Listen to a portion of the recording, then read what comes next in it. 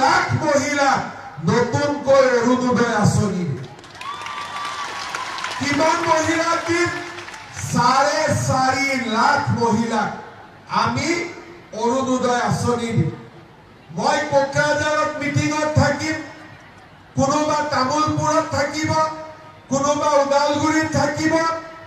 আৰু সিদিনাখনে চিফ আৰু মই কোকৰাঝাৰত থাকিম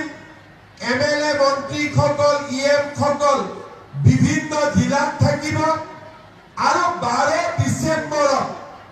আমি আপোনালোকক অৰুণোদয় আঁচনি দিয়াও আৰম্ভ কৰিম অৰুণোদয় মানে কিমান টকা 1250 টকা আজি আমি মহিলা উদ্যমিতা দিছো মহিলা উদ্যমিতাত এখন ঘৰত দুগৰাকীও পাইছে কাৰণ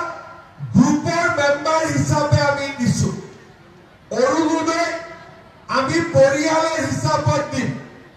আৰু আমাৰ বিটিচিৰ 4.5 লাখ পৰিয়ালে অহা 12 ডিসেম্বৰ তাৰিখে অৰুণোদয় আঁচনি লাভ কৰিম আপোনালোকে জানে যে আপোনালোকৰ ঘৰত কোনোবা যদি ছোৱালী আছে তাই কলেজত পঢ়িবৰ কাৰণে আমি নিযুত মইনা আঁচনি দিছো 1 জানুৱাৰীৰ পৰা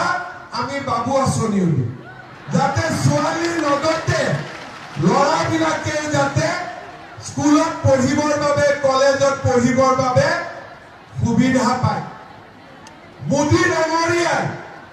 আপোনালোকক বিনামূলীয়াকৈ চাউল দিছে জুন মাহৰ পৰা আমি আপোনালোকক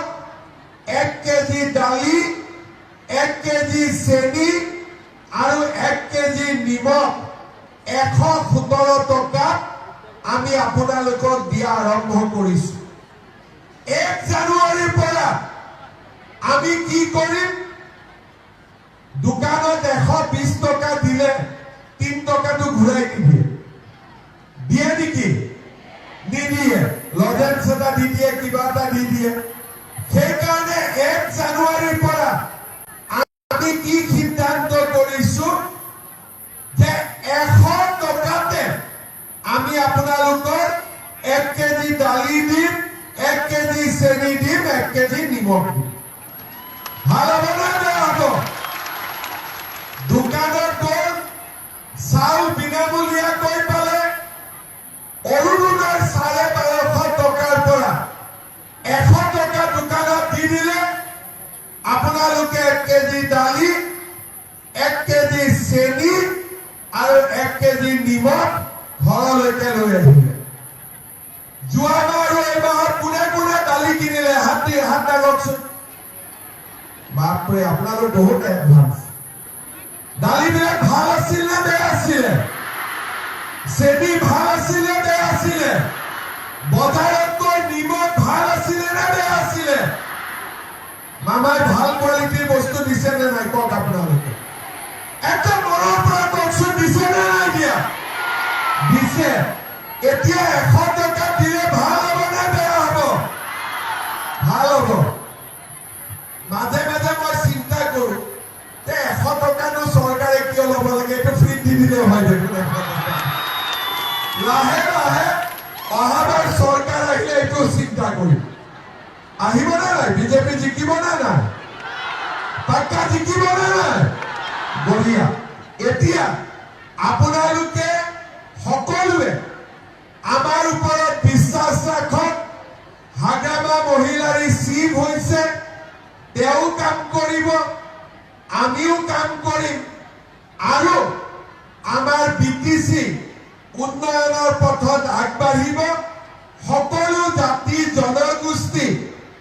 আমি আগতেও মিলামিলিকৈ আছিলো এতিয়াও আমি মিলামিলিকৈ থাকিম যেতিয়া আগতে আমি যেতিয়া গাঁৱত যাওঁ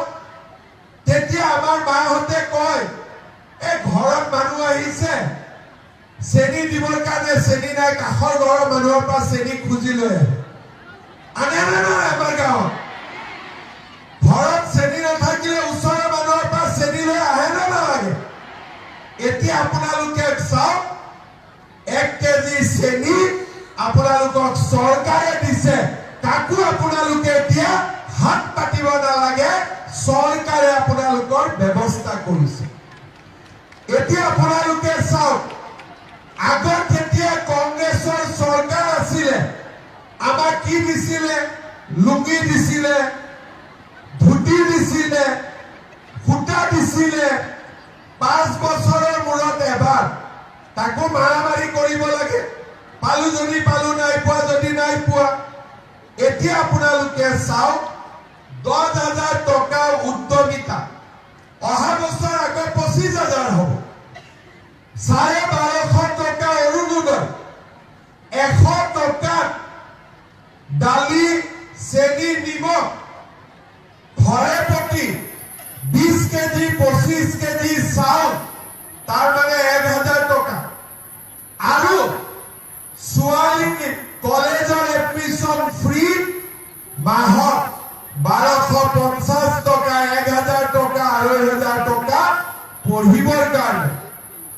আৰু 1 জানুৱাৰীৰ পৰা লৰাৰ পঢ়াৰো চিন্তা কমি যাব লৰাৰ পঢ়াৰো দায়িত্ব চৰকাৰৰ হাতত আহিব বাবু আঁচনি আৰম্ভ হৈ যাব আপোনালোকৰ এটাই খৰচ লৰা ছোৱালী কিতাপ কানি কিনি দিব ভাল কৰি পঢ়াব লৰা ছোৱালীক আমি ডক্টৰ ইঞ্জিনিয়াৰ বনাব লাগিব প্ৰফেসৰ শিক্ষক আমি বনাব লাগিব মই ঠিক কৈছো নে নাই আগৰ দৰে এতিয়া আমি হাত পাতিব নালাগে চৰকাৰে লাখপতি বাইদেউ বনাব চৰকাৰে অৰুণোদয় দিব চৰকাৰে বিনামূলীয়া চাউল দিব চৰকাৰে লৰা ছোৱালীক পঢ়াৰ খৰচ দিব দালি চেনি আৰু নিমখো দিব আৰু 1 তাৰিখৰ পৰা গেছৰ চিলিণ্ডাৰো কম দামত দিয়া আঁচনি এটা মই আনি আছো যাতে গেছৰ চিলিণ্ডাৰো আপোনালোকে কম দামত পাব পাৰে তাৰ মানে আপোনালোকে চিন্তা কৰক আমাৰ চৰকাৰখনে আপোনালোকৰ কাৰণে কিমানখিনি চিন্তা কৰিছে কোনোবাই কেতিয়াবা কয় যে আমি অৰুণোদয় পোৱা নাই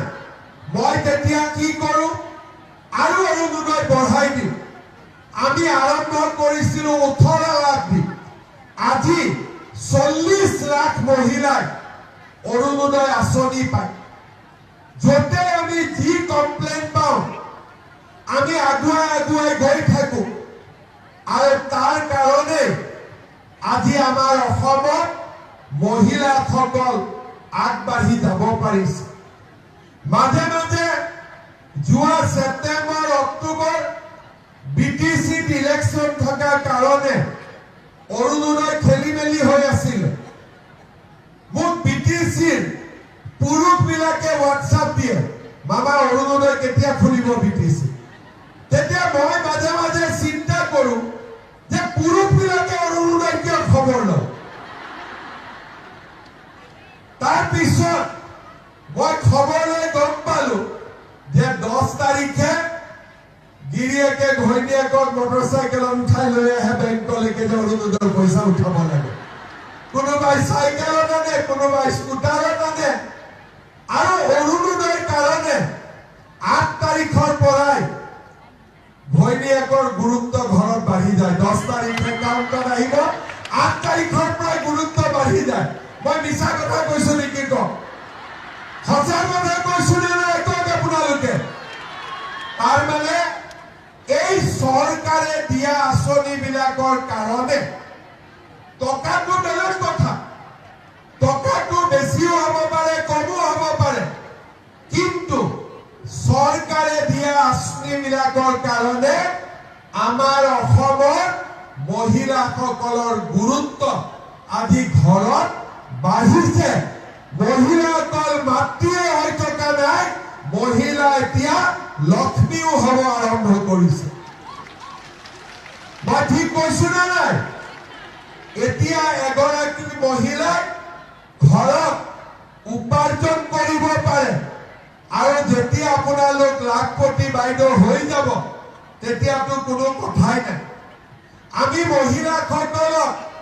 আগবঢ়াই লৈ গৈ আছো আৰু আগবঢ়াই লৈ গৈ থাকিম। আৰু মই বিশ্বাস কৰোঁ যে আমাৰ যদি অসমত মহিলাসকল আগবাঢ়ি যায়, আমাৰ সমাজত কেতিয়াও অশান্তি নাথাকিব। সমাজত সকলো মানুহে শান্তিৰে থাকিব পাৰিব, শান্তি আৰু সমন্বয়ৰ মাজেৰে থাকিব পাৰিব।